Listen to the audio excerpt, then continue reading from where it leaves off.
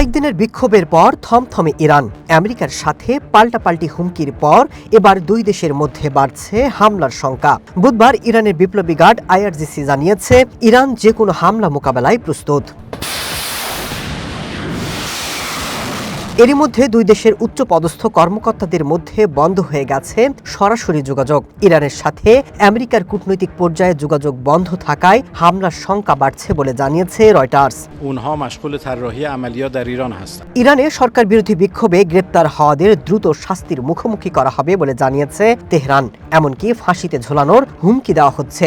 তবে ট্রাম্প মন্তব্য করেছেন, এমন কোনো কাজ তেহরান করলে তার কঠোর জবাব দেওয়া হবে। এরপরই পাল্টা হুঙ্কার ছেড়েছে ইরান। মধ্যপ্রাচ্যের যেসব দেশে আমেরিকার ঘাঁটি রয়েছে সেসব দেশকে হুঁশিয়ার করে বলা হয়, ইরানের বিক্ষোভে ওয়াশিংটন নাক গলালে ওইসব মার্কিন ঘাঁটিতে সরাসরি হামলা চালানো হবে।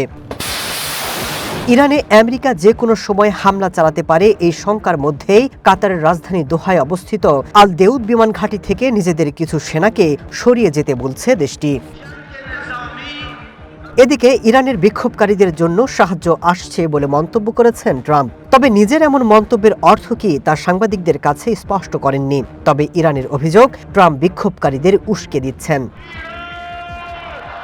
বিক্ষোভে উত্তাল ইরানের রাজপথ অনেকটাই নিয়ন্ত্রণে নিয়েছে দেশটির সরকার। গেল কয়েকদিন ধরে রাজপথে হাজারো মানুষের উপস্থিতি থাকলেও খামেনি সরকারের হুঁশিয়ারি আর দমন পীড়নে বাড়ছে ভয় আর আতঙ্ক। এরই মধ্যে সীমান্ত এলাকাতে বাড়ছে ভিড়। বুধবার তুর্কির সীমান্ত দিয়ে দেশ ছেড়েছে কয়েকশো নাগরিক। এদিকে ভারতীয় নাগরিকদেরও দ্রুত ইরান ছাড়ার পাশাপাশি নতুন করে দেশটি ভ্রমণ না করার পরামর্শ দিয়েছে Delhi. Masud Rana, one international desk.